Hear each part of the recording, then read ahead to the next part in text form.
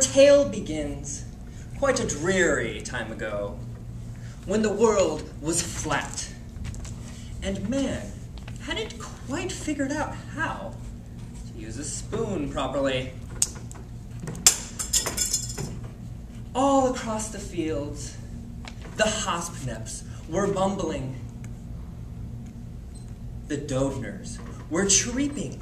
Chirrup! Chirrup! Yet alone in the valley, down amongst the daffodils, lay a single squiggly squabbit, named Barabbas. Now, squabbits aren't usually known for their squiggliness, but today, Barabbas found himself placidly poised in a particularly peculiar perplexion. Why? He asked a passing porker fly.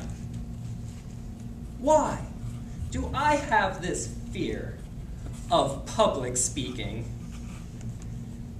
Barabbas could dialogue with the dodners, holler amongst the hospneps, but when it came to monologuing before an astute directorate of Oxford scholars, he froze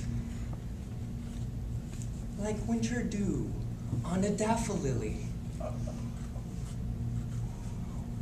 When Barabbas returned home that evening to his cozy Squabbit condominium, he was bedazzled by strobing lights and the stench of Squabbit squisky.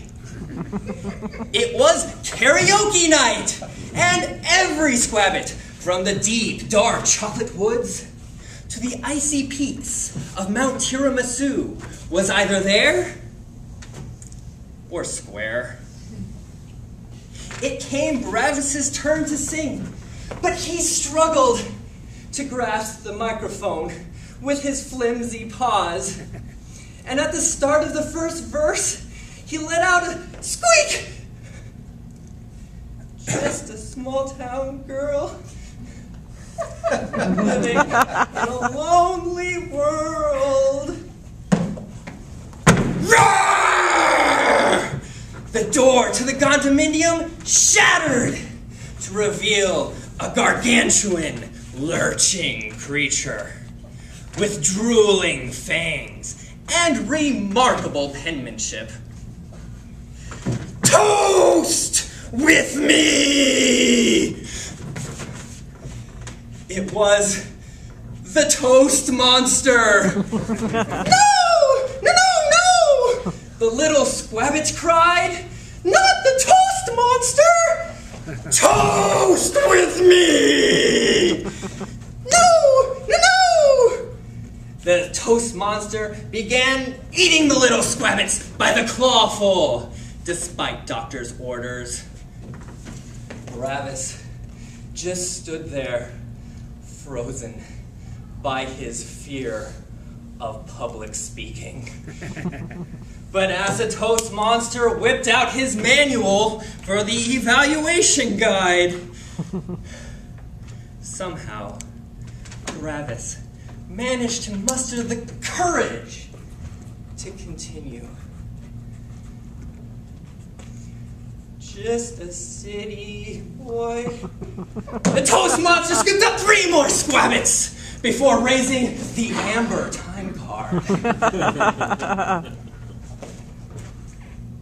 Born and raised in South Detroit, the Toast Monster guffawed as he continued to prove himself a competent carnivore.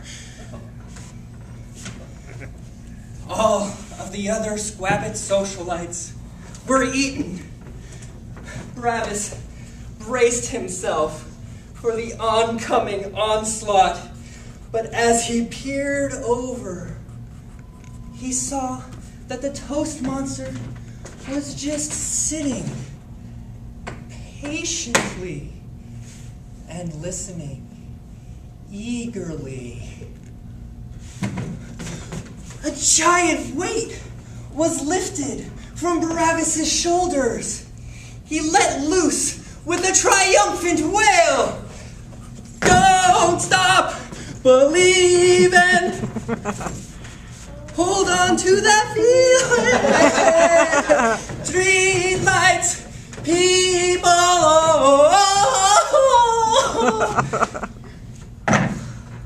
The Toastmaster applauded and offered a tip of his hat before politely severing his own stomach to release the Squabbits with only a 50% mortality rate.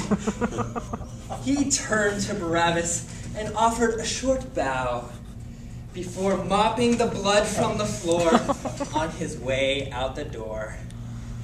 Barabbas had just sung to a very distinguished toast monster.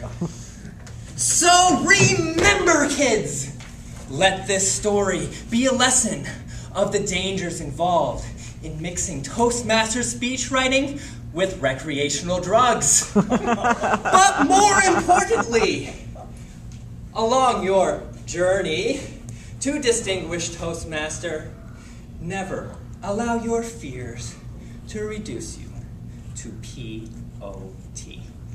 Madam Toastmaster.